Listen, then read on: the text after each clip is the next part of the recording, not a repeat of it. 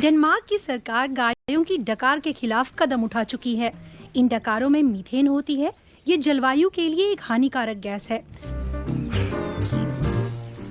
Danish किसान अब डकार मारने वाली गायों के लिए टैक्स दे रहे हैं।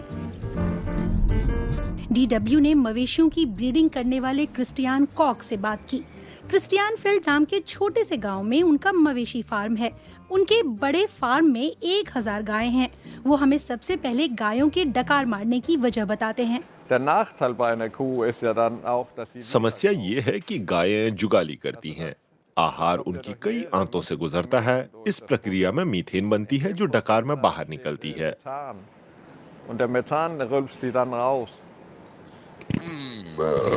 मीथेन जलवायु के लिए कार्बन डाइऑक्साइड से भी ज्यादा नुकसानदेह है। 1 टन मीथेन के लिए 40 यूरो सालाना टैक्स। 10 गायें साल भर में तकरीबन इतनी मीथेन रिलीज करती हैं। सरकार, किसान संगठन और डेनमार्क की सबसे बड़ी नेचर कंजर्वेशन एसोसिएशन इन आंकड़ों पर सहमत हैं। डेनमार्क के कृषि मंत्री साझा फैसले से गदगद हैं। संकेत साफ है कि किसानों को अपने फार्म ज्यादा पर्यावरण सम्मत तरीके से विकसित करने होंगे। हमें कृषि भूमि का कुछ हिस्सा लेना होगा और अधिक जंगल बसाना होगा।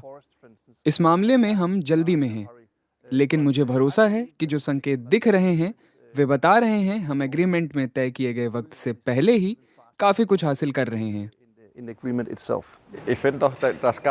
मुझे लगता है कि सब एग्रीमेंट में शामिल हुए, ये बहुत पॉजिटिव है। यूरोप में बाकी जगहों पर ऐसे मामले बहुत जटिल हो जाते हैं। जर्मनी और फ्रांस में किसान छोटे से सुधारों को लेकर भी महानगरों में बड़े प्रदर्शन करते हैं। मुझे लगता है कि डेनमार्क में सोच जरा अलग है। हम आम लोगों को परेशान नहीं करना चाहते और विरोध करते हुए यहाँ वहाँ ट्रैक्टर नहीं घुमाना चाहते हैं।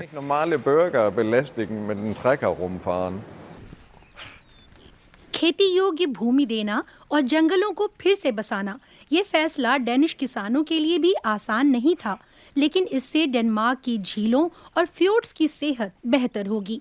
कम खेती का मतलब है कि पानी में कम रासायनिक खाद और कम प्रदूषण। क्रिस्टियान कॉक को ये भी पता है कि अगर वे ऐसा चारा इस्तेमाल करें जिससे गायों को कम डकार आती है, तो उन पर टैक्स का भार भी कम पड़ेगा। हालांकि डेनमार्क की नेचर कंजर्वेशन एसोसिएशन नहीं चाहती है कि किसान चारे में बदलाव करें। खास तौर पर एग्रीमेंट का ये हिस्सा उतना मजबूत नहीं है जितना हमने सोचा था। हमें चिंता है कि कुछ किसान शायद जरा भी टैक्स न दें, इसीलिए हम इसे मजबूत देखना चाहते हैं। ये डील एक क्लासिकल डेनिश अंदाज का उदाहरण है। सभी पक्ष अपने अपने हितों की वजह से डील में शामिल हुए हैं। डेनमार्क में आपसी बातचीत की लंबी परंपरा है। हम एक छोटा सा देश हैं और हम इसे डेंस मॉड्यूल कहते हैं। हम साथ बैठते हैं, सरकार संगठन, इस मामले में किसान और पर्यावरण संगठन, और फिर हम सही संतुलन और बीच का रास्ता खोजने की कोशिश करते हैं।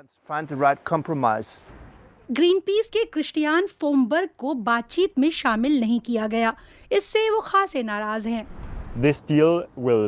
ये डील सिर्फ गायों और सुअरों की सीमित संख्या के लिए है और आंकड़े एक स्तर पर बने रहेंगे। ये वनस्पति आधारित कृषि के लिए कोई समाधान नहीं दे रही है और इसीलिए हमें नहीं लगता कि हमारी झीलें इससे रिकवर कर सकेंगी।